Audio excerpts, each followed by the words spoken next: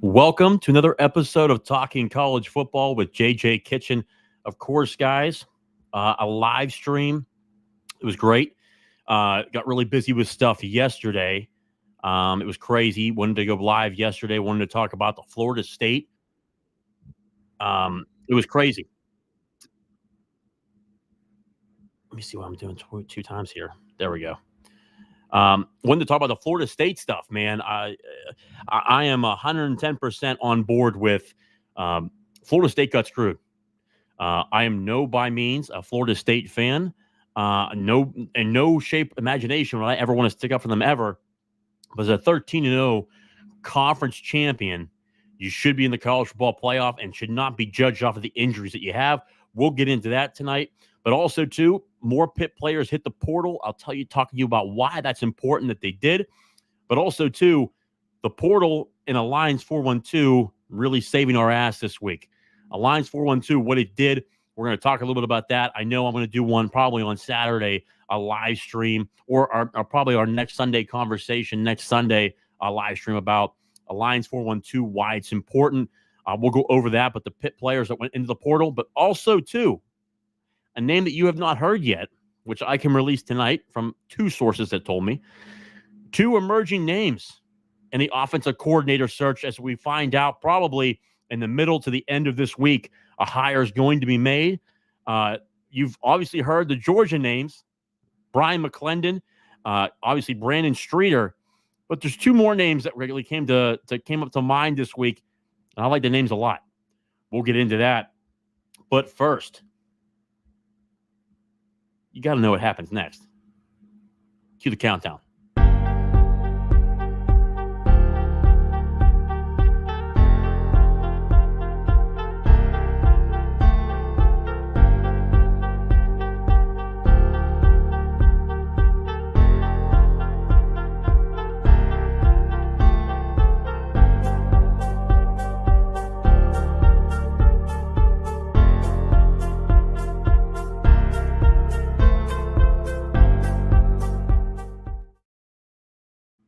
Again, welcome to another episode of Talking College Football with JJ Kitchen. Of course, I'm your host, JJ Kitchen.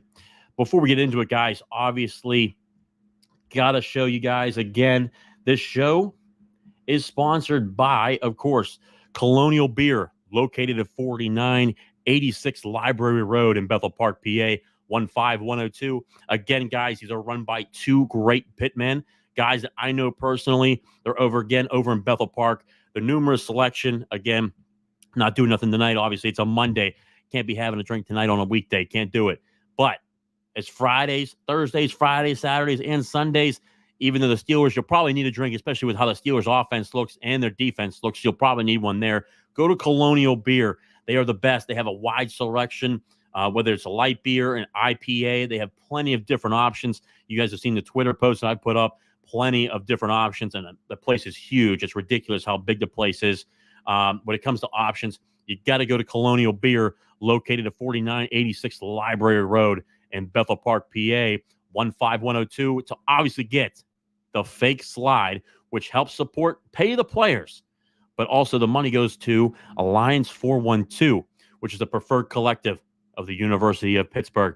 And we'll get into a little bit about Alliance 412 saving our ass again this week, with more players, more deals getting done. You saw Dalen Hayes come back. You obviously saw Gavin Bartholomew, Rodney Hammond, Branson Taylor. You can thank Alliance 412 for that. But before we get into it, of course, had to get the sponsor out there. But first off, I got to touch on a topic that I got into it a little bit this week with Florida State. Obviously, my man, Russ Bayer. Can't wait to hear your take on FSU. Well, Russ, we're going to get into it right now because it's kind of been bothering the hell out of me for the last couple days now. To say the least, guys, this is ridiculous in terms of what the ACC had to put up with. And I've seen the numerous, the numerous Big 12 accounts put up, the ACC teams reaching out to the Big 12. Guys, that's utter BS. That's bullshit. There is no shape an imagination where any of these teams reach out to the Big 12. The ACC is a better conference than the Big 12, whether they like it or not. But number two, it had nothing to do with being in the ACC. Florida State got left out of the college football playoff because of an injury to their quarterback. So what that told me is straight up, you told the team you have to win all your games, okay? They won all their games. You had to win a conference championship. They won a conference championship. They're 13-0 from a Power 5 conference. The fact that they were left out because Jordan Travis is hurt tells me it's no longer, the games no longer matter anymore. The games do not matter. They don't. Because Florida State won all their games. It's now a political game at this point. They put Alabama in because they had to make sure the SEC was represented in the college football playoff. That's a fact. It obviously didn't help that TCU, they thought, with injuries that they had in the previous years, they got blown out by Georgia in the national championship game, which is possibly the biggest blowout ever in the college football playoff ever, or a national championship game ever. For Florida State to be left out is absolutely ridiculous. And anything, it actually makes it worse for players that are hurt. Jordan Travis put up a tweet that said, you know what, I wish I broke my leg earlier so the teams and the committee could see how well Florida State was going to play with Tate Rodemaker, because he had more games under his belt. That's absolutely ridiculous. And I put out a tweet to Jordan Travis saying, hell, it's not your fault. You did nothing wrong. Your team did nothing wrong. You have an elite defense. There's no reason why they shouldn't have been in the college football playoff to begin with. It's utterly pathetic. And I think that college football has now fallen into the political game of this stuff, to where now if you have an injury, you can't get into the playoffs. So, and my question was to the committee, you look at Alabama, they barely got by an Auburn team that got boat raced. Auburn got boat raced by New Mexico State. Jerry Kill is still kicking, and he beat the brakes off of Auburn. Alabama almost lost to FSU, not FSU, South Florida. It was 3-3 at halftime. They won the game 17-3. And that went down to the wire until the last two drives. Numerous games, Alabama had close games. You look at Texas, they had one loss to Oklahoma, but they almost lost to UCF. They've almost lost to how many different teams? FSU should be over both those teams. If anything, Alabama shouldn't be in the game at all, even with beating Georgia. Maybe Texas should be in there.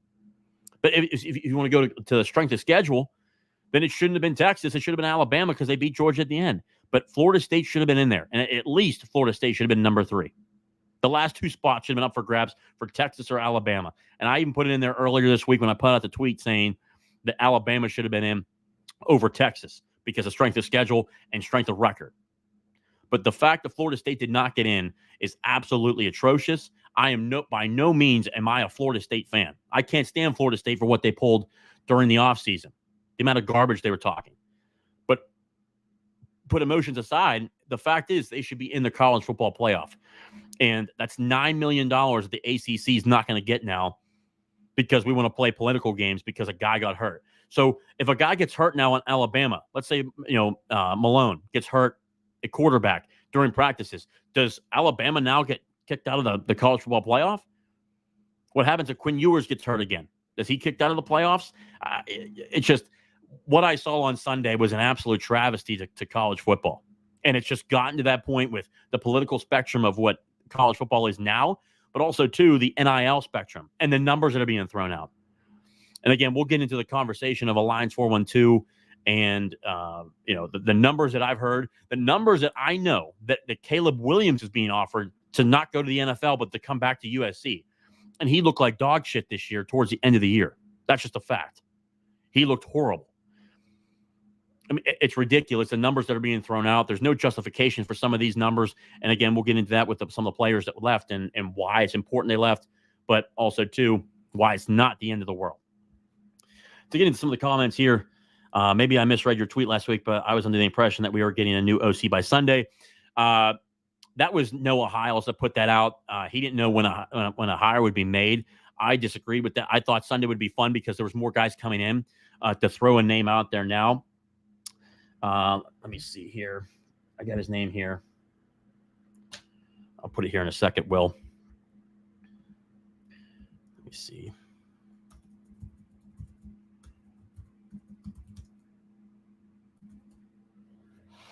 So, Will, to put your pure point here, I have my notes here now, finally.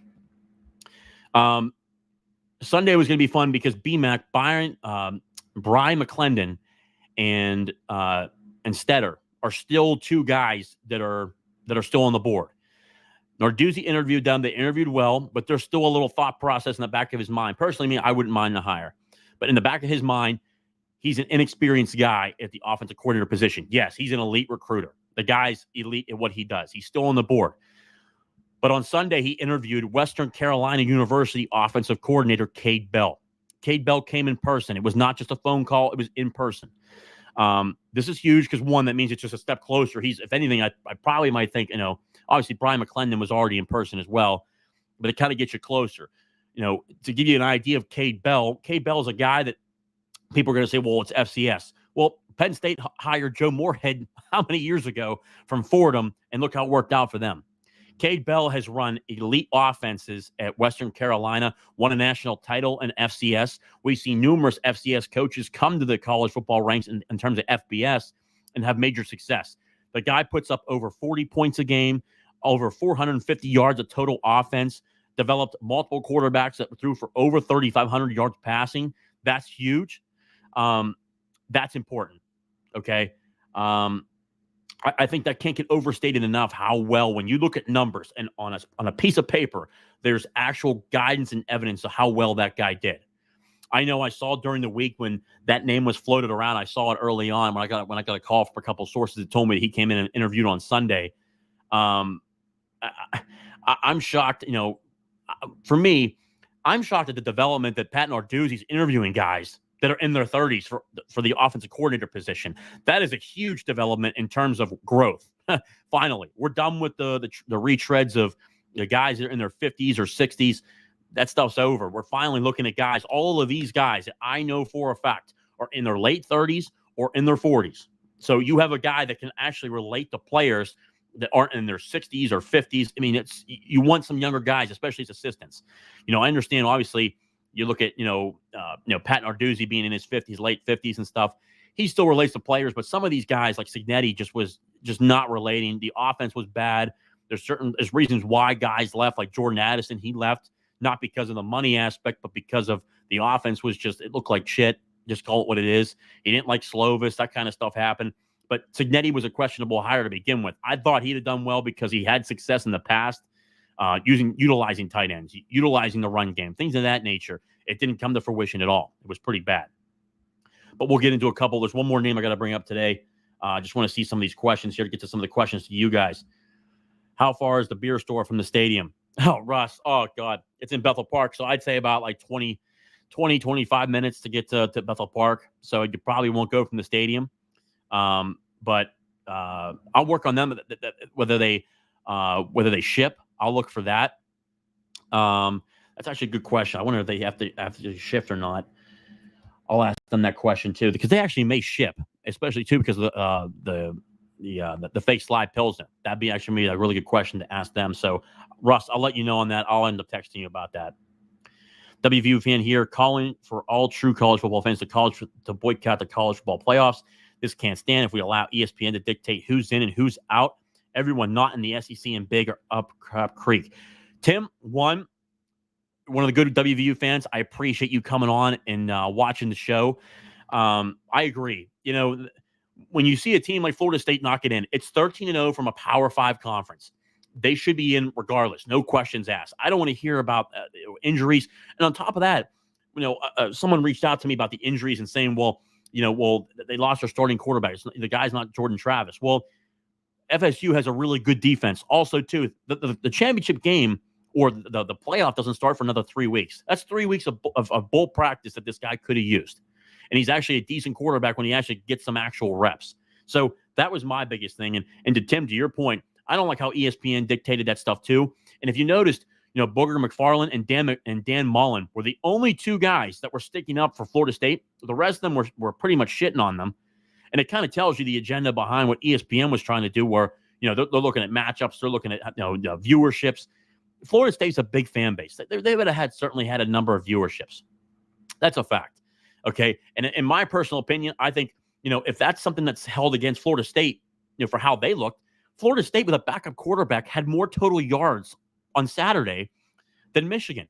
Michigan looked like shit against Iowa, who just looked horrendous. I mean, Iowa was shut out again. That's multiple times in the Big Ten championship game that team's been that's been shut out. That's absolutely embarrassing. The Big Ten, I think, is overall, besides if you look at Michigan, Ohio State, and Penn State, it's an overrated conference. There's nobody else competing for the top of the Big Ten. Obviously you have Oregon coming in, Washington. Washington will be a question mark because Michael Penix isn't going to be there anymore. USC, they can't even win the Pac-12. They ain't going to win. They're not going to beat Michigan or Ohio State.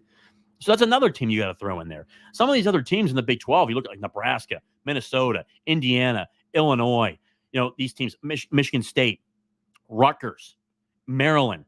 When are they ever going to try to win anything? They're not. They're done. They're just pretty much at this point just collecting checks and calling it a day. I mean, that's pretty much what they're doing. But to your point, I'm beyond pissed with it. I think it's ridiculous. It screwed the ACC, and I agree. You can't allow ESPN to make these decisions. It's ridiculous. And to be honest with you, I'm not sure I'm going to watch any of the games, to be quite honest with you. So I'm with you, Tim. And again, I appreciate a WVU fan tuning into the show. You guys, I appreciate it so much. Thank you. Adam, SEC bias, all about greed. Yeah, 110%. Matt, I get what you were saying, and I agree that is unfair. But at the end of the day, Bama can compete with Michigan and other college football teams better than FSU can. Matt, I don't really know if I agree with that. FSU has an elite defense. And whether they can compete with them or not, they're in that spot. They're in that spot. They're 13-0. There should be no questions asked. They did everything the committee asked them to do. They won all their games. They won the conference championship. They're in a Power 5 conference. And guess what? With a backup quarterback, Matt, they beat Florida in Gainesville on the road. They beat Florida. I don't care if Florida's 5-7, 3-9.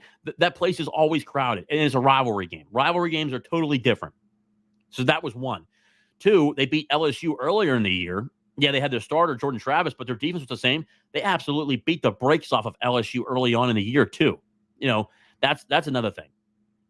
I just don't agree with leaving a team out of the playoff that did exactly that. That's like saying, if, Pitt, whenever we were in 2021, we won the ACC championship game. If we don't lose to,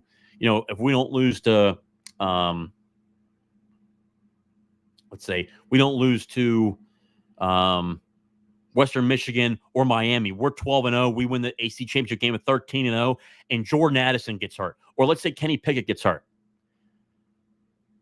Nick Patty's not Kenny Pickett, but he's a guy that can certainly play. So it'd be like them getting held out because Kenny Pickett got hurt.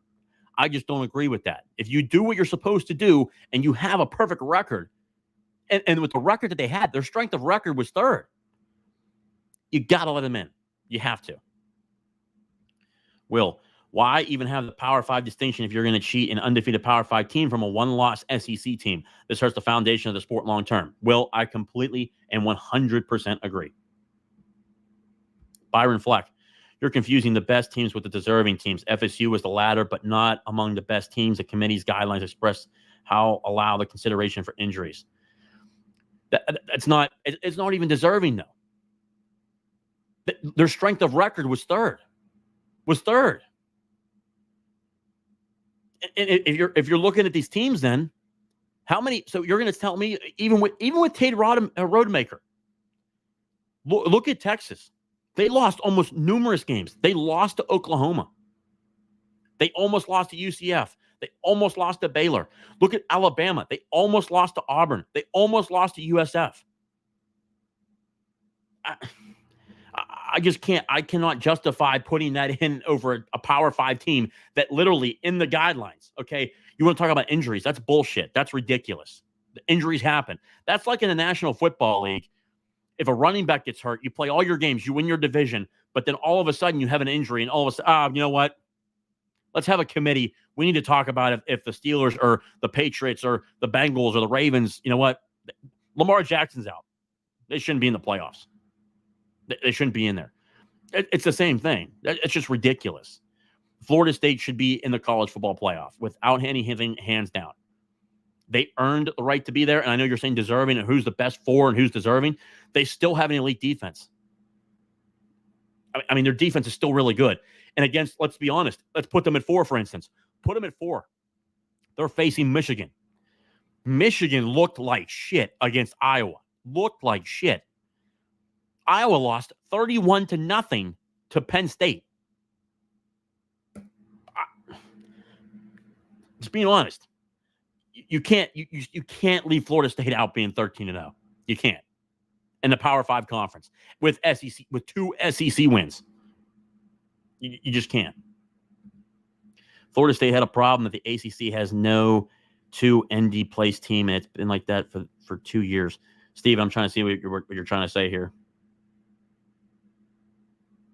Let me know what you're saying in there. It's basically an SEC big playoff this year. It's boring. Yeah, I mean, and then obviously yeah, I mean, pretty much, because obviously the Pac-12 is collapsing. Didn't Alabama nearly lose a pedestrian Auburn team? Yeah, and Auburn got boat raced, blown out of the water by New Mexico State. If it wasn't Alabama, for instance, if it wasn't for a Hail Mary pass and Alabama being horrendous, Alabama wouldn't have been in that position. They would have lost to Auburn. And Auburn's shitty. They had a losing record this year. They're going to finish like 5-7. If one doesn't like FSU being snubbed, change the rules. Injuries should be excluded. The committee followed the rules. I don't agree. I think that's one of the things you look at. I guess. I still wouldn't do it. Hall of Fame College Football Podcast with Jason Watkins. If you have not subscribed to his show, please do so. He is the best. Oklahoma fan, great guy, on his show a lot because he presents all kinds of facts. That's why I love him. That's why I love going on his show. I'm going to leave this one, brother. Have a great show. Thanks, man. I appreciate it, brother. Any chance they get Streeter, McClendon, and Bell all on the same staff? Hell no.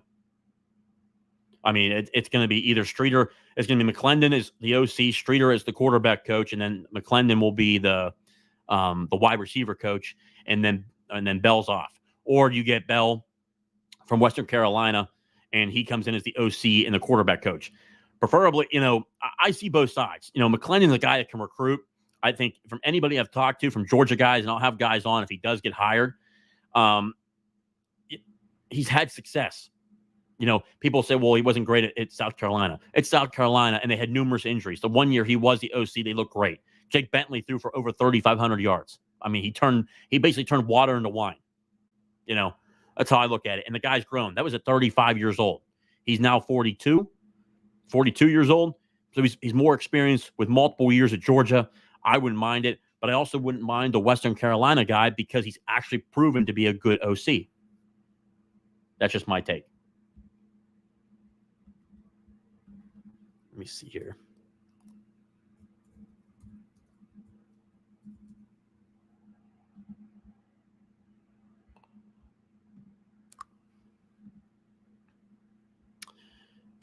God.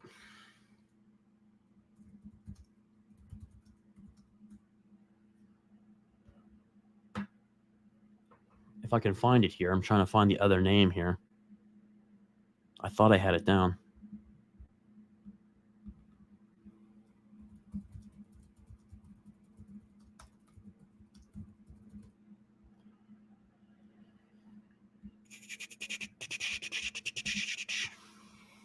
Where's he at here?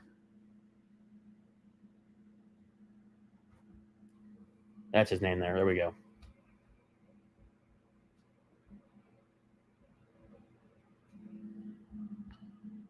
Okay, there we go. Jim, Signetti's at Indiana Big Ten resurgence, LOL.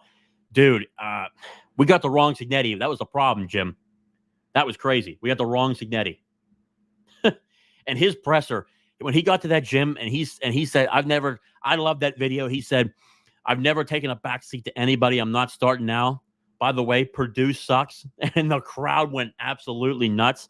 And then he said, so does Michigan and Ohio State. I'll tell you what, he was on Alabama staff as an analyst for a while, and he took off really in the past like 10 years. And what he's done at JMU is absolutely wild.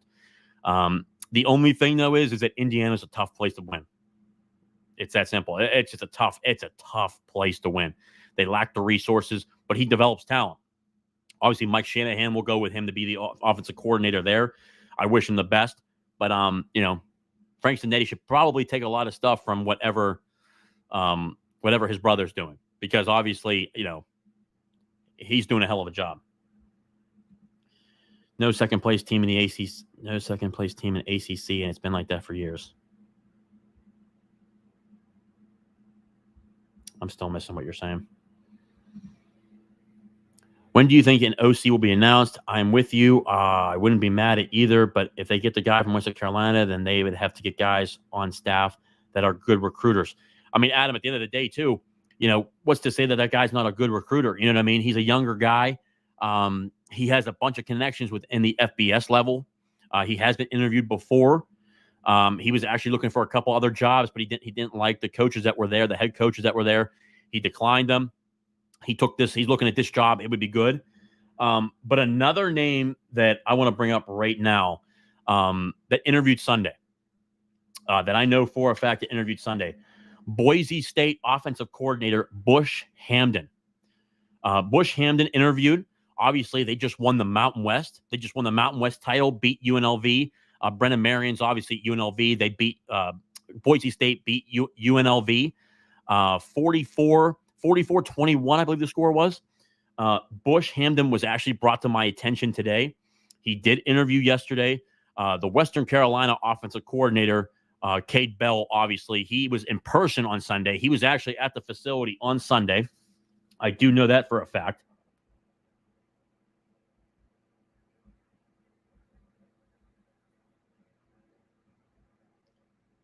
Bush Hamdan, yeah. He interviewed in person on Sunday. Those two are still hot. Both Georgia guys are still hot. I'm hesitant saying this because I've heard from two. I'd like to hear from a couple more just to make sure.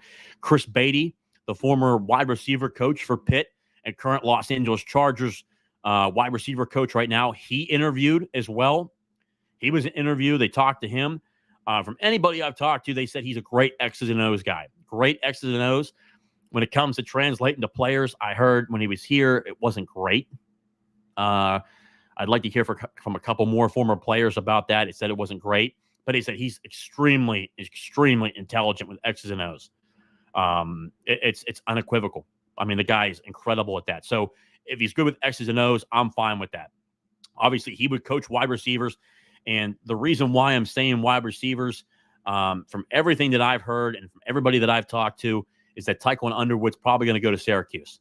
He's really good friends with Fran Brown, the new head coach, obviously, at Syracuse. He's putting together a hell of a staff up there. He's taking some guys from Texas A&M, Elijah Robinson. He's going to be the defensive coordinator.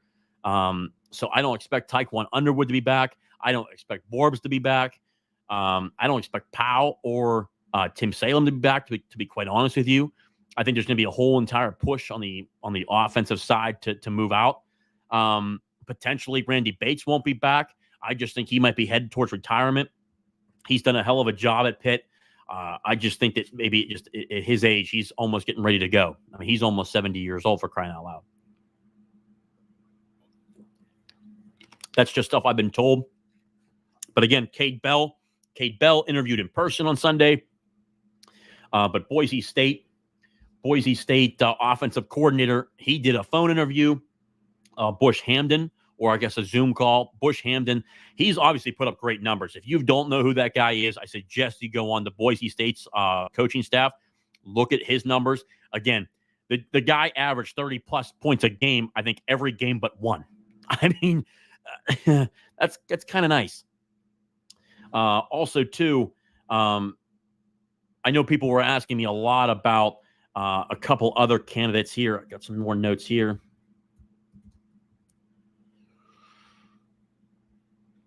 Tim Cramsey. Tim Cramsey, obviously from the University of Memphis. People ask me about him. Why did he not get it? I would probably think he was probably number one for Coach Dews. There is truth to that. He actually did have a family issue. I'm not going to go into that. I think that's too personal for me to discuss. But it truly is. Family's first. Always family will always be first. I will never disregard that. Obviously, he came in second last time to Frank Signetti. Pat chose Frank Signetti last time. I kind of wish he did choose him last time because I think he would have certainly taken that. But there's just other there's other things in place that he needs to take care of, Cramsey with his family. And I think that's really important. Family's always first. So again, I would have loved to have him, but obviously he's got other circumstances that he needs to take care of. So he's no longer on the board anymore. But if he was able to move up here and not have any issues, he'd have been the number one target, and this would have been over. This probably would have been over like last Thursday, in my opinion, because that was kind of the first guy that Deuce targeted. And he's a younger guy too. I love it. I just love to hear that Deuce is going after young guys. Love it. Cannot tell you how excited I am about that. So the names that I'm currently hearing right now are still Brian McClendon, again, Streeter being the quarterback coach. Then you have Cade Bell from Western Carolina, and then also to Bush Hamdan, the Boise State offensive coordinator and quarterback coach. And obviously, too, Chris Beatty interviewed as well. He's still involved. So all in all, I would expect this to happen by, no later than this Thursday, in my opinion. I think there'll be a decision that's made. But guys, I mean, you look overall across the board, I am totally fine with those names on there. You're looking at all young guys. So no matter what, you're going to get a younger guy. Beatty, I still consider him young. He's in his 40s. He's young. I think he's going to be really good. Any way they go, I'm fine with it. And I know Pitt fans are going to be all upset that if it's a Western Carolina guy, well, it's an FCS guy. Go across the country and see anybody. Penn State, for Christ's sake. I mean, they hired Joe Moorhead, came to Penn State, lit it up. If you can score points in college football, it's going to work at any level. It's been proven. It's going to work at any level. So I'm fine with it. Any of these guys, whether it's Beatty, whether it's McClendon and Streeter, whether it's Cade Bell, or again, whether it's Hamdan, I'm fine with either one of those. So again, those names still Brian McClendon, Brandon Streeter, obviously coming together as a combo. Then you have Bush Hamdan, the Boise State offensive coordinator and quarterback coach. Then you're also going to have Cade Bell, the Western Carolina University offensive coordinator and quarterback coach. And then obviously Chris Beatty, the wide receiver coach of the Los Angeles Chargers. So those are the guys that I'm hearing right now. Obviously, I like all the names. I'm not complaining about any of them. I think they'd all be really good, to be quite honest with you. That's just my opinion. So a couple more questions here before we go on to Alliance 412 topics. Big Ten, Michigan, Penn State, and Ohio State. Yeah, I mean, those are your top three. I think that Oregon and Washington will be able to compete. I just want to see who Washington gets a quarterback. That's my only question. I do love that DeBoer guy out there at Washington. He's a hell of a coach out there, man. He's developed talent. He knows how to coach. He's done a great job. I love what he's done out there. Washington is lucky to have that guy, and they've had back-to-back great coaches. They've had Chris Peterson, who retired, obviously just got tired of the game, and obviously he saw the NIL stuff coming, which you're going to see more coaches retiring pretty soon. But then on top of that, they get Kalen DeBoer, who's obviously was on staff. They just promoted him. Talk about it just being lucky as hell and having those guys. USC, I think they're going to struggle in the Big Ten, to be quite honest with you. I think that their defense is still horrible. I want to see them play consistently on the East Coast, in the Midwest, having to travel that much. I'm still waning on that. Streeter makes $70,000, got $1.8 million buyout at Clemson after he got fired. One more year to go on buyout. So blah, OC record, but cheap. Yeah, Byron, I mean, he makes $70,000, but I think he wouldn't be the OC at all. I don't think he's being considered at all for OC. I think he's just being considered as a quarterback coach, because McClendon, he's not a quarterback guy. He's only a wide receiver coach. He would come as a wide receiver coach, and I think McClendon and him are good friends. So Streeter coming on board to be the quarterback coach, I'd be fine with that. He helped develop Trevor Lawrence.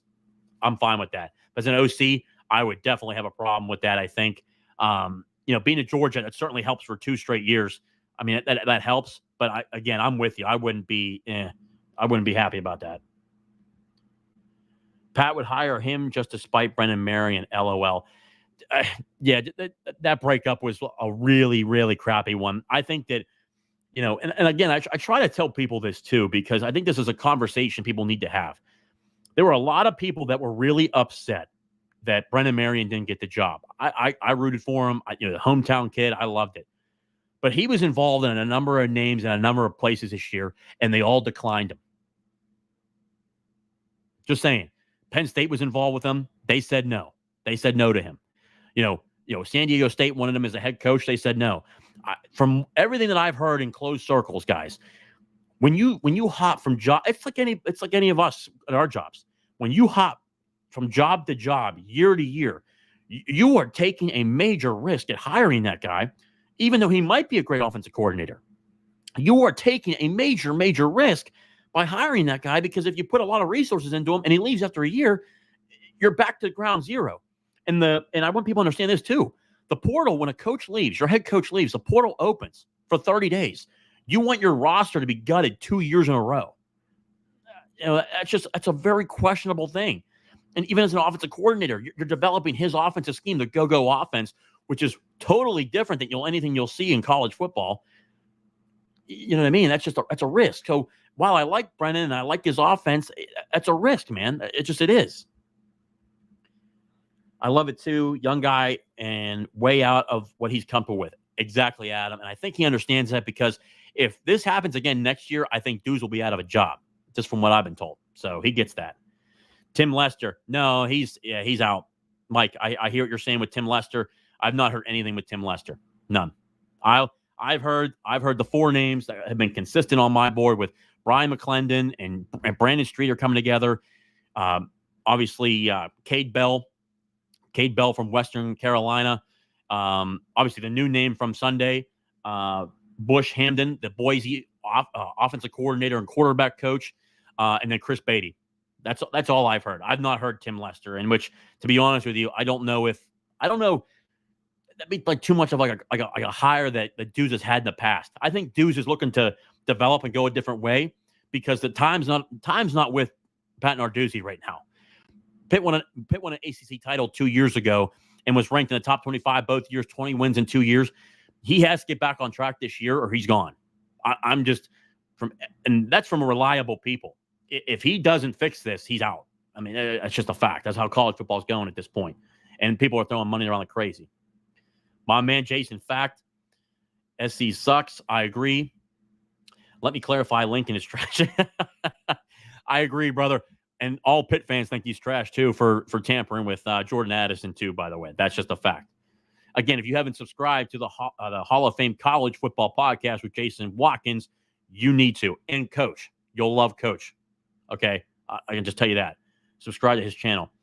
Guys, before we get into the next question here, please, guys, subscribe to the channel down below if you have not already subscribed. It helps the algorithm. It helps get this out. But more importantly, brings more conversation in, because I love doing these live streams, because I get to answer questions from you guys. I love the direct one-on-one conversations we get to have, and I think it's great. So, again, please like the video down below. It's easy. Just hit the like button. Subscribe to the channel. It certainly helps out a lot, and the channel is great because of you guys. So, again, subscribe, like the video. It helps out with everything. Hey, you think Pitt goes after Kyle McCord? He's a PA guy. Steven, I think there's a lot of connections there. Would I be shocked if they reached out? They'll probably look to see what his number is. Also, too, it kind of brings me up to that point on the players and what they make and what these quarterbacks are getting, which is absolutely nuts. I think they will reach out to see what his number is. I think they want more of a mobile quarterback, to be honest with you. I think they want more of a mobile quarterback, dual threat. I think it's what they're going to try to go after. But it has to make sense, because I think Nate Yarnell at this point would be the starter if we had to play a game tomorrow. Like Caleb Williams, for instance, guys. I know this for a 110% fact. He works with a what's it called? Not a search firm. I can't forget the word. I'm missing it. But he works with a company that basically mediates the conversations between him, USC, his agent, and everything, and the collective. If Caleb Williams goes back to USC, it's because he got paid $10 million. That's the offer right now to Caleb Williams, who looked like trash.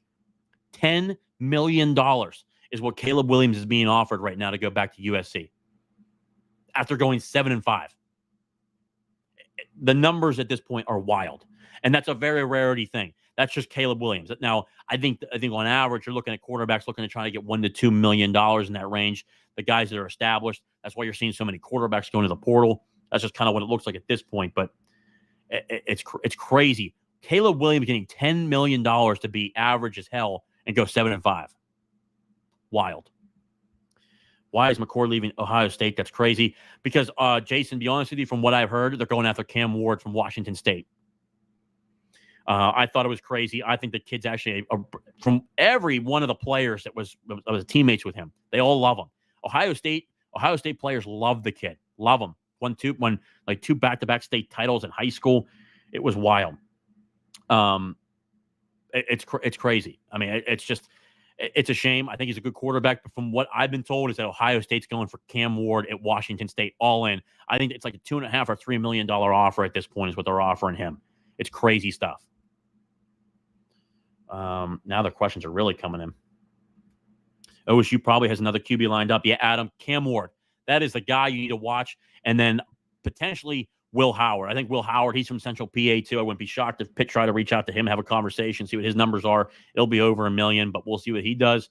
If I had to bet, there's probably a quarterback Pitt's involved with, potentially a former 5-star recruit, potentially in his second year in college. He's in the portal right now. I wouldn't be shocked if they're involved with him too from things that he's texted me. I won't give out the name because I don't want to ruin any of that kind of stuff. That relationship they're building right now. I want to see who gets the Washington State QB. Yeah, Adam, I'm telling you, and again, you're already reading my mind. I think it's going to be Ohio State, Cam Ward. My 3 must-keeps, Kenny Johnson, Bayer, and Bass. Here's what I can tell you, Byron. Ryan Bayer is about as great a Pitt man as it gets. I love Russ. I know he's watching the show. One, brother, I love you. I love your family. You guys are true Pitt individuals. That's why I love you guys. Ryan Bayer ain't going nowhere.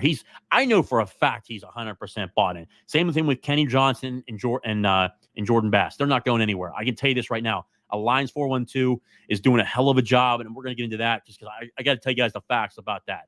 You know, we wouldn't be where we are. We would have lost guys at this point if it wasn't for Alliance 412. We would have lost 10 to 12 starters already. 10 to 12. The vultures were coming for Pitt because Pitt actually has talent. And I try to tell people that. Pitt has talent, and the vultures were coming for Pitt teams and for these players. And, you know, I'll get into a couple of these guys that left, not because of NIL reasons, but because of more playing time. And there were a couple of guys who just needed to go. But what Alliance 412 has done is it's just incredible. But, Byron, to get to your point, those 3 guys right there are all in. Please, no McCord. I wouldn't. Again, I don't think he's bad, but I think they want more of a dual threat. No more portal QBs. Well, I understand what you're saying, but they have to. They have to. You know, if someone is out there and they know it's better, it's like anybody else in college football right now. You got to do it. You have to. If it's a better quarterback than what you have, you got to take it. My man Jason, 42 are watching with 11 likes. Hit the like button, folks. It's free. Amen. Please, guys, again below, hit the like button, subscribe to the channel. I cannot thank you guys enough for what you guys do for the channel. It's growing rapidly. My goal is to get to 1,000. We're almost to 800. Thank you guys. Love you guys. Pitt fans, WVU, Oklahoma, Texas. I've got numerous fans from different, the SEC, Georgia, from Coach I. Appreciate you guys. Oh, here it is. Byron, I didn't even see this comment yet. This is so great. I have a reliable source. Bayer is all in. Oh, well, hail to Pitt. Russ, what did I say? 110%, brother. I said, what did I tell you? You wouldn't want a guy that went 11-1 in one season at OSU. Well, that's why I'm saying, Jason, I understand he had a lot of talent around him, but he's 11-1 and he threw for over 3,200 yards. Just saying, even in that little scare, and I would say it's more of a passive offense too. That was really questionable too. Will, my man, Will. Thanks, Russ. Again, Byron, thank you for all the questions too. Again, there's numerous you guys that come here all the time. I appreciate you guys. Love you guys for always interacting with the channel. Makes sense on Ward. Yeah, I'm telling you, that's who it's going to be. It's going to be Cam Ward. They're all in because he wouldn't have left. They basically told him they're going after a guy. That's why. I'm glad Pitt is checking out McCord, but I'm still betting his money isn't worth it. Potentially, yes. I think they need a mobile quarterback. It makes sense with college football. I agree. What was the deal with Okunlola? Of all the portal guys, he was the most surprising and disappointing. So this kind of gets me onto my topic here that I have to get to, but let me see here. Great show. Ted, I appreciate it, brother. You're the best. Hail to Pitt. That's what I was thinking too, Adam. Got to get the likes up. Help JJ be seen by more people on YouTube. Again, Jason is the best, guys. Thank you again. Please, again, like the channel, share it, do whatever. I post it on Twitter to get more people involved. We got a ton of people watching. Again, beyond thankful for guys like Jason who set the standard, but more importantly, just helped me get my channel off the ground. And Coach I is the best. Just lucky to have these guys. So this brings me on to my topic, and I'm going to get into it here a little bit because I'm even going to put up a banner about it because it's that important.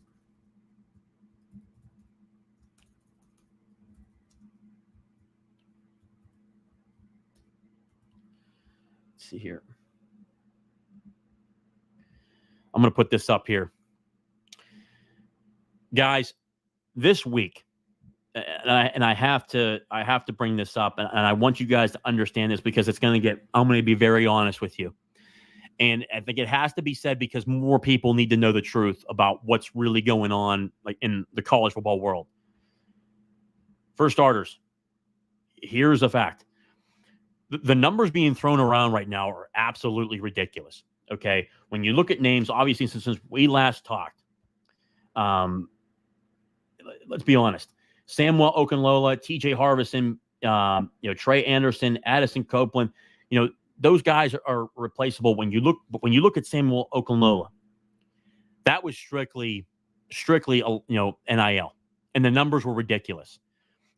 I totally agree with players getting paid, but let's be honest. Pitt was 3-9 this year.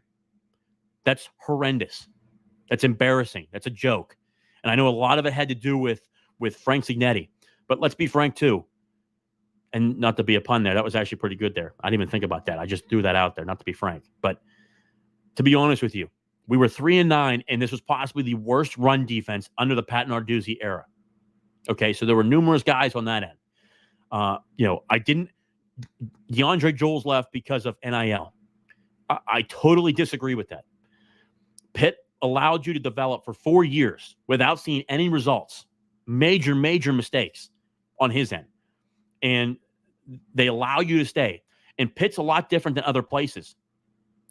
You go to a lot of these other universities. If you're not playing within the first 2 years, they cut you. They push you into the portal. Pitt has not done that with numerous players on this roster. DeAndre Jones going for what a number I heard was $300,000. $250,000, $300,000 is ridiculous. A joke. That money was used to pay Dayon Hayes. Dayon Hayes is back because of NIL. Rodney Hammond's back because of NIL. Gavin Bartholomew is back because of NIL. Kenny Johnson will be back because of NIL. Brandon Taylor will be back because of NIL. What Alliance 412 has done has saved Pitt from being raided and being torched. It's a fact. This week, what you've seen, Samuel Okunlola, we just couldn't say because the number was ridiculous. And I was so disappointed to hear that it was based off of just solely off of money. And then the number was just obscene. And in the middle of like 350, like the 350,000 range. I can't support that. I mean, you're being coached by Charlie Partridge, which is easily the best defensive line coach in the country. There are numerous people, guys, there are numerous players that have transferred out from Big 12 schools, other ACC schools, and the SEC schools that have actually DM'd me personally. When I posted that comment I posted on Twitter about Charlie Partridge, about being a Pitt man, and what it means to be a Pitt man, and why it's so important, the amount of players that are in the portal that DM'd me on Twitter and said they want to play for Charlie Partridge and they won't even take a lot of money is astounding. You are going to see defensive linemen come to Pitt through the portal. I'm just forewarning you right now because they want to be coached by that guy because they want to play in the National Football League. I think Sammy Okunlola is a great guy and a great young man. That was a massive mistake on his end because now you're in there, and I've talked to two coaches who are from one from ACC school and one from a Big Ten school who have told me that he reached out to a coach to ask and to gauge their interest in taking him out of the portal. They are not taking that guy because the number is obscene, because they don't believe he's worth that much. But more importantly, when a guy directly calls somebody, especially on a coaching staff, that talks straight numbers, that's ridiculous. That's a guy that's not bought in. And I hate to say this, he's a great young guy, but that's his agent talking that. That's his agent, and that's other sources around him. And it's a shame because he's leaving a starting position. He was going to start next year. Charlie Partridge, again, coaching him. How many guys have been developed on the Pitt defensive line just under Partridge and gone on to the NFL? I think Sammy's going to be okay. I think he's going to get paid. I think he's going to get a certain number, maybe not as much as what he's looking for. But he's going to get some type of money probably from a different school. But I don't think he starts. And you try to tell these guys because it's the truth. The amount of players that are going to contact schools out of desperation is going to be comical. The portal was meant for guys that maybe weren't playing a lot and they needed a different place to go, or they didn't like the atmosphere, they didn't like the culture, and they wanted to go somewhere else. That made sense. You are having legitimate starters leave these schools to go somewhere else, and the numbers are obscene. You can't justify these numbers. It's ridiculous. Some of the numbers from these different guys from these NFL, from these college teams are getting paid more than some of the guys in the NFL. That's ridiculous. None of these guys. Maybe in the first round guys, first rounders. Let's go first rounders. So 30 guys in college football should be maybe earning 800 to more, 800,000 or more. Hell, Jordan Addison almost made that range and when he was at Pitt. Maybe those guys should make that. The numbers that are being thrown around now are just ludicrous, and it's obscene. I would say to this portion, you look at NIL at this point, I would say I wouldn't be shocked if Alliance 412 to give you guys a number just off of the guys that Pitt has paid is probably north of almost, I would say just north or almost $850,000 they've spent. $850,000. And that's due to part to some of these guys getting bigger deals. Probably Bartholomew being one of them. It's why I push Alliance 412 so hard. Because right now, I think it's, from the number I got today, I think it's 523 subscribers to Alliance 412 right now. That's it. Roughly, we got about, I want to say 30 to 35 diehard, 35,000 to 30,000 season ticket holders. If people just, if it was able to find a way to pay just the bare minimum, the 1975, the 1976, that one. I recently bumped mine up to the $41 and like 90 some cents. It's in that range. I did it this December. But people are different than me. They don't have to do that much. Just the 1979 subscription. If you just did the 30,000 people, we're raising millions of dollars a year. Millions. I've got my handy dandy calculator here. So let's just do a rounded number. If this actually works. Let's do, if you did 30,000 times the 20. Whoops. Times $20 a month. That's $600,000 a month. And then times that by 12. That's $7.2 million a year. Do you realize what Pitt could do with $7.2 million a year? We would be winning 9, 10, 11 games a year. A fact. And again, it's unfair for fans. It's unfair for college football in general that it's gotten to this point. And I understand people are in different situations and in different aspects of their life, so they can't join in. And that's understandable. You do what you need to do with your money. But I just want people to understand the gravity of what Alliance 412 is doing. Without Alliance 412, if they call it quits, I'm not sure Pitt even has a football program in the Power 5. That's just a fact. I mean, we were literally on the verge of losing 10 to 12 starters just between the last 4 days. And today, mostly. I think, honestly, Dayon Hayes said he was coming back because he got paid. I wouldn't be shocked if he hit the portal if he didn't get paid. That's just being honest. We are in crazy times when it comes to this stuff. And, Sammy Okunlola, great kid, great young man. I just think he got bad advice from his agent. And it's just and to hear things like, well, we all know it's about the money. It's about the money. Go ahead and get $300,000, but if you don't play, bud, your career's over. It's over. If you're not developed, it's over. I mean, and I know Pitt offered him money. There's just some things, and it's a shame that the lack of leaders around certain players, because it's not just them, they're kids, but they're making big boy decisions, and these decisions have consequences. They have to understand that when you make these decisions, there's a potential issue that you get left out. The amount of players that are not going to be playing college football next year is obscene. It will be thousands. There will be numerous players who were in Power 5 schools that are now going to go to the Group of 5, or they're going to go to the FCS. Let alone the transfer portal alone has destroyed high school recruiting. That's not fair to the high school kids.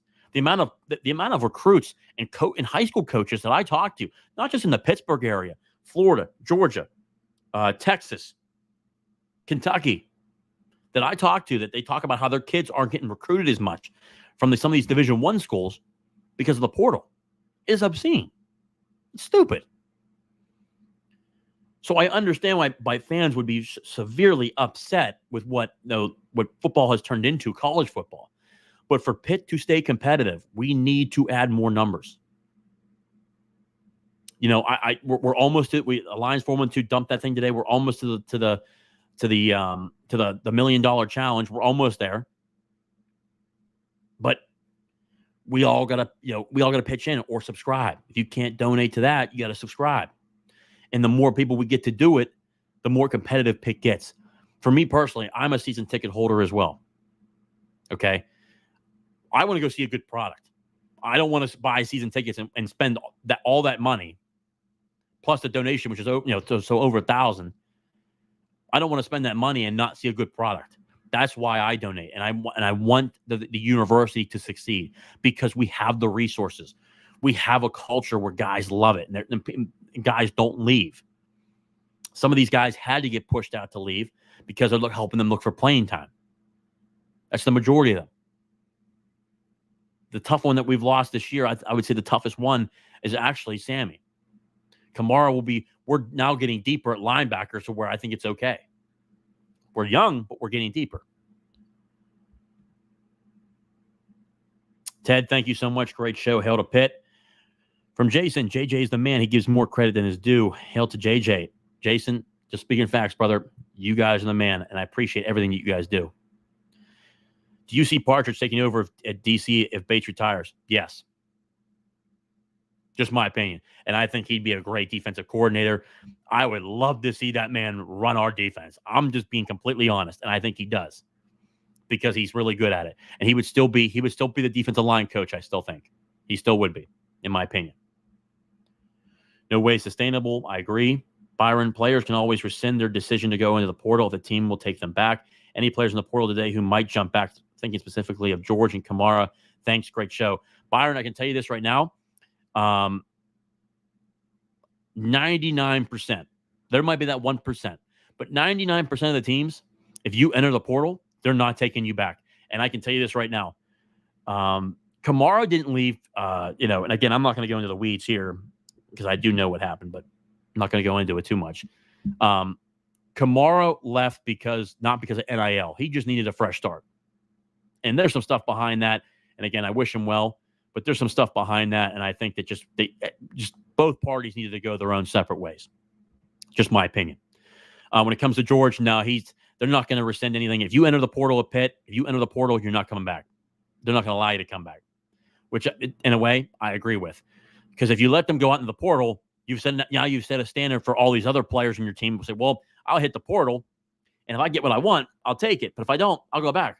That's not how business works. If you hit the portal, you've made your decision. You're out. And again, thanks. Great show. I appreciate you, Byron. Thank you for always coming on to the live shows, man. You are the best.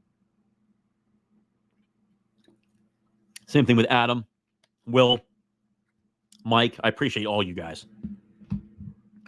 Will, hope it works out for Okunlola, but it sounds like he's pulling the NIL version of Greg Lee. Yeah, it ain't worth it. He's just going after the money, which, hey, God bless you. Go get what you want. But you don't make it to the league and you're not developed, the coaches don't care about you. No, not our problem. I think once they are gone, Shockey tried that dude said it and they filled his spot. Yeah, I mean, that's what happens too. If you're saying you're leaving, they got to fill your spot. They got to find other guys. They trimmed the fat on a lot of these guys. They're going after different guys. 3-9 cannot happen again. I think with the roster that we currently have constructed, if Nate Yarnell starts from the get-go, I think we win 6 or 7 games, potentially 8. If Nate Yarnell starts in the beginning of the year, we beat Cincy and West Virginia. Just my opinion, for a fact. And we beat Wake Forest. Just my opinion. I think Corey will be DC, and losing Joel is the biggest loss, in my opinion. Mike, in a way, but here's the thing. When it comes to Joel's, this was possibly the worst run defense under Pat Narduzzi. And for what he was asking, wait till you see some of the defensive linemen that have already been talked about and are already being looked at to come to Pitt. One is from the University of Cincinnati. I'll let you figure out which one that is. There are studs who want to come here because of Charlie Partridge. For how much money he wanted, I say, good, that's fine. Go your separate way. Go take your cash. That's fine. Because there's a lot of guys that want to be here, man. There are a lot of guys that want to be here for a cheaper price. That's how I see it. Do you think Pitt hit its ceiling in 21 and a change is going to have to happen, like a new coach? I don't think it did. I think that with Pat really jumping on board and with Pat jumping on board with getting a younger coordinator, and now they're aggressive in terms of what our money looks like and how we're raising money, and hopefully more people continue to jump on board the Lions 412, which I think they will. I'm actually going, by the way, guys, just to let you know, I actually am going to the Christmas party for Mike Vukovcan in Pittsburgh Sports Now. I got that invite. Very cool. I'm very appreciative of it. I'd like to meet you guys in person. I hope you guys do go to that. It's up in Hopewell. If you are looking to go to that this Wednesday at 6:30, give Mike a call. I'd love to meet you guys there. I'd love to have a conversation. I'll be there.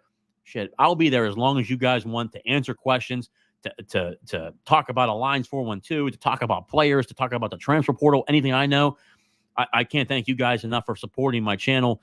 That's the least I can do. I would be gladly talk to you guys because, one, I appreciate what you guys do on a day-to-day basis. It's just, I can't thank you guys enough, and I love Pitt so much. That's why I do this. I put my neck out there for sources. I will never give them up, but I do this because I like Pitt a lot, because there's great people. If there were crappy people at Pitt, I wouldn't be doing this. There's just great people. I want to see the university succeed. That's why I do this, and I know you guys want to see the university succeed, which is why you guys are here. That's why I do it, But then again, I'm critical of Pitt when I need to be. And I saw, people sent me some screenshots of the Panther layer saying, I'm not critical enough. No, I'm just level-headed. I know what's right and what's wrong. Just call it what it is. It's just my opinion. But to Steven, to answer your question, I don't think they did. I think there's going to be some good players that come in here, man. This recruiting class is really good. I mean, for instance, go look at guys look at our offensive line being so young. They got experience out the wazoo. B.J. Williams will be back. He's going to be a stud, and especially next year in the future. He's going to be a guy that starts at the guard position, but he can play center. He's like a Swiss Army knife. Guy's incredible. Comes from a great family, coaches. He's going to be a stud. That's why I'm happy we got him. We were lucky to get him late into the cycle with offensive linemen. We're blessed to have him. His dad's the man too. I can tell you that. Good man. I'm trying to think. Obviously, Branson Taylor, Ryan Bayer, Terrence Moore, Ryan Jacoby will be back next year. You got him, Terrence Enos, a guy that he stepped in at the Notre Dame game and did a good job.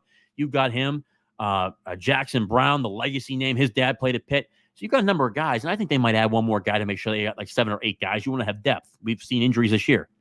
Got to have it. But I see it happening. I don't think Matt Gonsalves has put his name in there yet. I'm pretty sure he goes pro, but I'm kind of shocked not to see his name go in there yet. So we'll see what that looks like. But I think he's going to go pro. Jules didn't get it done. Would like to see that Duke kid in the middle of our D line. I haven't heard about him yet, but there's 2 other names. Mike. And there you go, Mike. Those are just 2 of the names that have reached out to me about coming to Pitt. And Watley is a guy. He's a dude. The kid's good, and he wants to play for Partridge. The Penn kid, yes, he's going to be very good too. I think he'll be really good. He's a very aggressive guy. There's plenty of other names too, but those are 2 guys that I know personally that just have DM'd me on Twitter. That's just letting you know. Look at this guy. I was just talking about him. Brian Williams. Obviously, this is B.J. Williams. His dad hailed a Pitt. Brian Williams. If you're not following him on Twitter, follow him on Twitter. Great guy. Incredible knowledge just about the game in general. Just a coach, just a great guy. BJ's a stud. We're lucky to have him. Again, Brian, you're the best brother. It's always good having conversations with you, but more importantly, beyond blessed to have BJ here with Pitt, man. So thank you for tuning in too. UPenn kid is a beast, yeah. So that's why they're going after these kids, man, and they're going to pay him. I'm interested in MJ2. Been waiting to see him announced for the NFL. Yeah, that's going to be another interesting one. I think he's going through the process of getting evaluations. I'd be shocked if he's back. He's a day 1 or day 2 pick. If he comes back, it's because Alliance 412 paid him. So I'm just telling you guys right now.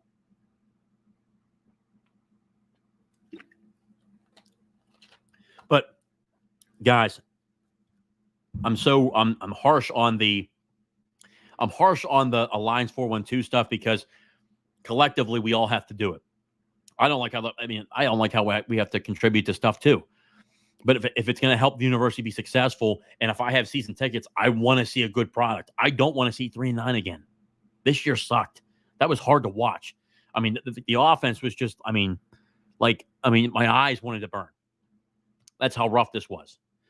But I'm telling you guys like John Pelusi, guys like Jeff Goldberg, guys like Chris Bickle, and our mega donors. It's great to have those guys. It's great to have those leaders who distinguish who gets what and be aggressive in the market and find guys that really fit our culture. That's number one. But we got to help.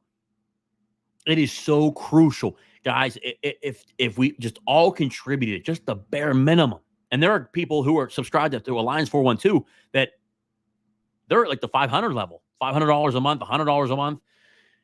And I can't wait to do the Sunday conversation on Sunday. It'll be all Alliance and Alliance 412, and I'll bring up their website and talk about everything and take your guys' questions. But it's so crucial, guys. Pitt could be so good if we just collectively, as a group, bought in to Alliance 412 and bought into NIL and did the minimum of the $20 a month. How collectively strong this university could be. I say this stuff all the time, and I've said it to a number of people in the athletic department. The football team of every university is the front door to every university. It drives applications. No one wants to be a part of a loser. TCU, for example, they go to the college football playoff. Their applications skyrocketed 276%. 276%. Pitt has had multiple years, 3 years in a row of outdoing each other in terms of applications to the school. That stuff helps. We are a healthy university because we are desired, because of the degrees we have here, the academics, academia. We are elite in what we do. It could be worse. We could be West Virginia and being $70 million in debt, but we're not. Our budgets are big because we are aggressive in terms of being competitive. We are aggressive in terms of being successful. That's why I do it. That's why I contribute to Alliance 412, because I know they're trying. I know that they're working their tails off. And there are alumni working their tails off. And we are truly being bought into what we can do. But just like the mantra, that's why I love it. We, not me. It's all of us. It's buying into the system and saying, man, we can make it. We can do it. We can be elite in college football if we buy into this. Because we already have the culture. I can tell you that right now. We have the culture. It's now establishing the funds and being aggressive and going after elite talent. And we have a lot of a really great talent on this team. We just need more of it. We need more of it now. And a good OC. and other good coaching staffs. I mean, there's going to be, again, December 20th, guys, is the signing day, the early signing period. You guys are going to see a different staff than what you see now. There's going to be numerous moves coming here soon. And it has to happen. And I feel bad. And because they're great guys, they're just good individuals on the staff. But just when you go 3-9, major changes have to happen. And it's coming soon. Let's see here. Penn, interested. Are they allowed to announce it during games? I know it costs to advertise it, but it does need to be advertised. So it is advertised on 93.7 The Fan. That's one. And then this coming year, yes, it will be announced during the college football games. And during the Pitt games at the stadium. It'll be up on the Jumbotron. They'll be doing that. They might actually have a section I might actually get involved with Alliance 412 in terms of just trying to help. Hell, I'll miss some of the game just to meet with fans or to talk about why Alliance 412 is important, because they're great people. Chris Bickle, John Pelusi, and Jeff Goldberg are elite, and the whole team there. Doug Whaley. If you guys don't know, Doug Whaley is a part of Alliance 412. He has facilitated a lot of this stuff. Great pit man. That's a fact. There's just great people over there. When you have good people involved, I don't mind supporting anything. I love to help anybody. And I try to tell this to people, and don't take this the wrong way, but the majority of people in the world will find a problem or develop a problem. It's the people that find solutions. I want to be one of those guys that help find solutions to make Pitt go from here to here, and especially in this circle. It's being able to be one of those people that say, you know what, I know there's a problem. How can I be a solution to it? I want to be the one to help to build those solutions. If it means, working later or going to events or, the Christmas party for Pittsburgh Sports Now, getting to meet people and get to have a dialogue and a conversation, that kind of stuff goes a long way. It's important. It means something. Being able to meet people and to establish that relationship, build those relationships is incredible. That kind of stuff's so much fun to me. Being able to meet people and talk about Pitt football and how we can make it better, and talk about, this year 3-9 was really crappy, but here's how we make it better. Here's how we can do it. Here's how we work together. How can I be a solution to the problem? My man Jim, another guy who's in here all the time. Jim, you're the best. Just my opinion. I can't complain unless I contribute to Alliance 412.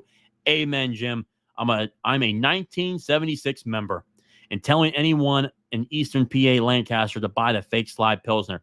Jim, that is awesome, man. Again, thank you for subscribing. Thank you for helping. That kind of stuff goes a long way. And again, being a 1976 member, it helps a ton.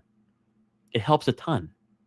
It's so important to be, and that's why I love the "we not me" mantra. It's truly all of us. And I think, when you see this, and that's kind of my mindset too. I can't complain if I just, for me personally, I just would feel guilty about not trying to be part of the solution and not being bought into it. I've seen people online say, well, I want to see changes first. I want to see this coach gone first. To Pitt fans, they've been doing that for the last 30 years. How has that gone? Not good. I give Pat Narduzzi credit and the staff credit. That's why I really, just being bought on board. We won an ACC title without a lot of help. He recruited talented players, but he developed them. He had good coaches here that developed. It's just so important to be involved and to help out and be part of the solution, and to get out of that mindset to where, well, I need to see this certain thing first and this certain thing first, because the goalposts always change. It always changes, and I think it's just, for me personally, I always buy on board because I want to see Pitt be successful, and I can't complain about anything when I come on here, and I can be obviously I can be very critical of this team at times, and it is what it is. But I feel better about doing it because I contributed to it. And it's just so important to have that contribution towards it. It helps the team. Pitt has the culture.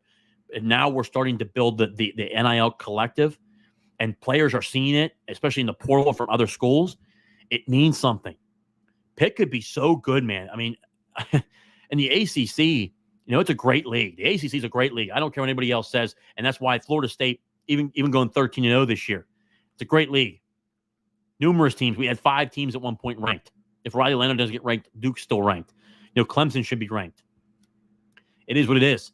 Louisville was ranked, obviously. We beat Louisville this year. They were still a good football team.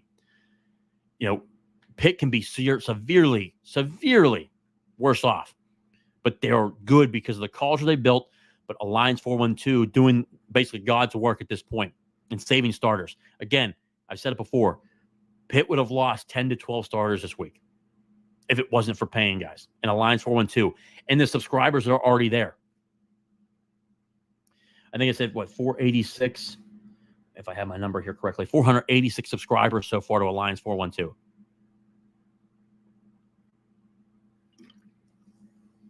It's got to continue to grow. Got to continue to grow. The more it grows, the more we're able to raise, the better it gets, and the more competitive that we get. How does selling out help or season ticket holders? Yeah, don't get me wrong, selling out certainly helps. People showing up to games certainly helps. Obviously, the season ticket holders, that's great. That's a great thing. It helps out the university in terms of money, but when it comes to actually paying players, it does nothing. Selling out does nothing in terms of what the money and the funds go to. The funds go to the school, which it has to go to the school because it pays for, hell, football pays for every other sport, at all these universities. Football is king. But it helps with upgrades to facilities, upgrades to coaches, that kind of stuff. It helps bring revenue into the university. That's huge. That's why selling out the stadium is huge. Having high attendance is huge. That stuff's important. But when it comes to paying players, selling out a stadium does nothing. None of that money, all that money goes to the university, not the collective. The university and the collective are two different things. They can't coincide together. They have to be separate. So all the funding from the football games, the season tickets, all those sales, that's just straight up to the university. NIL collectives are separately on their own. That's what it is. So you're kind of working on both hands. So they're two separate entities because that's just legally that's how you're supposed to do it. So when you sell out a stadium, it just goes to the university. Everything in terms of the season ticket holders, that goes to the university. But overall, the collective is just based off of just 110%. The collective goes to paying players, and that's Alliance 412. It has to be a separate entity, which is why Oakland Originals is for the players, to market themselves to how to make more money because of corporate sponsorships and small businesses to where they can build their own brand on their own to make money. That's why Oakland Originals is huge, and it allows former players to come back. If you're a player at Pitt, and depending upon how you leave, you can be an Alliance 412 or an Oakland Originals member for your entire life. Again, being a Pitt man means something. Once you're a part of this program and you're here forever. You get those benefits to go back. That's why you see Jim Medore do the Alliance 412 breakdown before the game, the preview before the game. You see DeJuan Blair coming back, Vance Fields. You see those guys come back for the basketball team. You see LaShawn McCoy come back for the football team. Aaron Donald donates a ton of money. Larry Fitzgerald, Tyler Boyd, all those guys.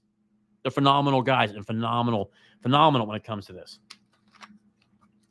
Look at my guy here. Philip Roybal, coach. He is the best. He's on the Hall of Fame College Football Podcast with Jason Watkins and Coach. These guys are the best. If you have not, give them a follow. Coach is the best. I love this man. He is truly just a straight shooter. Incredible with knowledge. Coach, the guy's been everywhere, especially in college, coaching college football. The man's the best. Follow him on Twitter. You can find him. If not, I'll post his stuff. Make sure you follow him. But make sure you follow him and Jason Watkins on the Hall of Fame College Football Podcast. It's huge. It's why I go on their show, because they are truly the best. And it's 110% because they bring out great content, and it's none of that clickbait shit. I can't do any of that clickbait stuff. It's always just keep it real. I can't be like the media, unfortunately. You're too kind. Nope, Coach, you're the man. That's why you're the best. I got to get eventually when my life slows down and the personal stuff where unfortunately lost a family member early last week. I'll get you guys on because I want to get you guys on because there's a lot of stuff to talk about with this college football season. Does Collective pay high school recruits, or do they wait till they start paying at Pitt?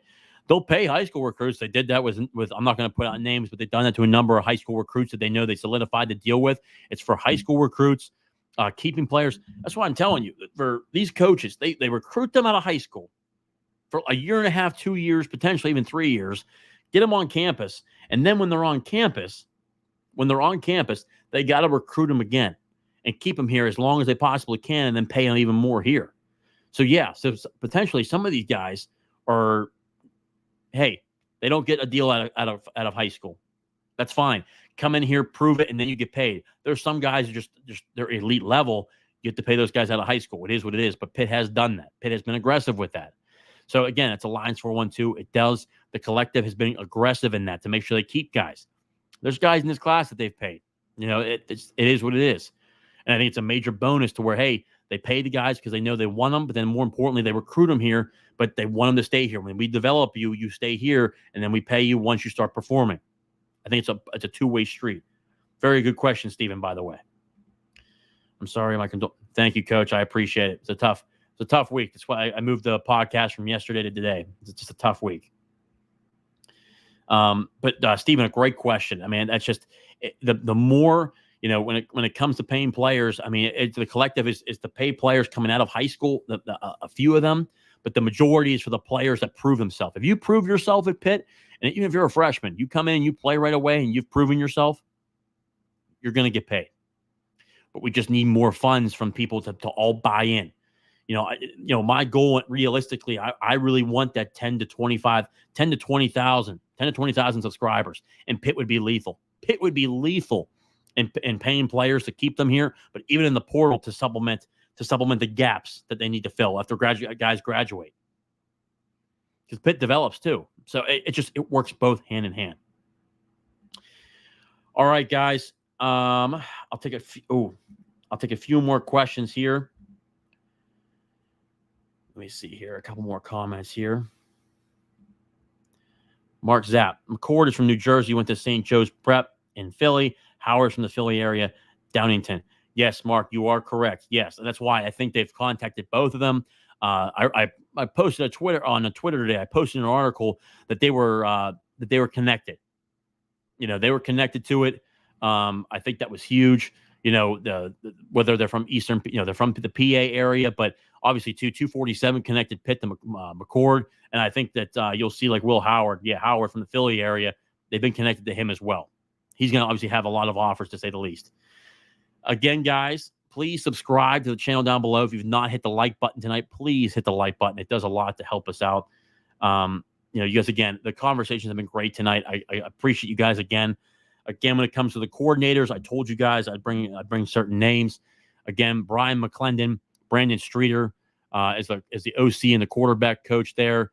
Obviously from Western Carolina, Cade Bell, the new offensive coordinator that I heard that interviewed this past weekend. Obviously, Boise State offensive coordinator and quarterback coach Bush Hamdan. Obviously the offensive coordinator, he did a hell of a job. They just won the Mountain West. Beat UNLV, I think it was like 44-21, scored 30 points almost every game this year. He was on the board, and the last one, Chris Beatty, the wide receiver coach from the Los Angeles Chargers. So, guys, it's been a fun night. It's been fun. I was happy to get this in. I always love talking to you guys. Again, subscribe to the channel down below. We're getting to 1,000. That's the goal. But the show is what it is because of you guys and the conversations we get to have. Again, I will be doing Sunday conversation for the rest of the year. We're going to keep it going because more and more people are jumping on board. I get more and more people asking me about it. I just think it's great to do a live stream with you guys and have the conversation and the dialogue with you guys every single week and talk about Pitt football and just college football in general. It's a lot of fun. We'll be bringing guests on more and more. We'll get there in terms of who to bring on. Obviously, Jason Watkins, coach, will be on. Coach I will be on. We'll get a number of people on, to say the least. So, guys, again, thank you guys so much for tuning in to another episode of Talking College Football with JJ Kitchen. Of course, I hope you guys liked it tonight. Brought some valuable information to you guys. But, of course, now and forever and always, hail to Pitt. I'll see you guys.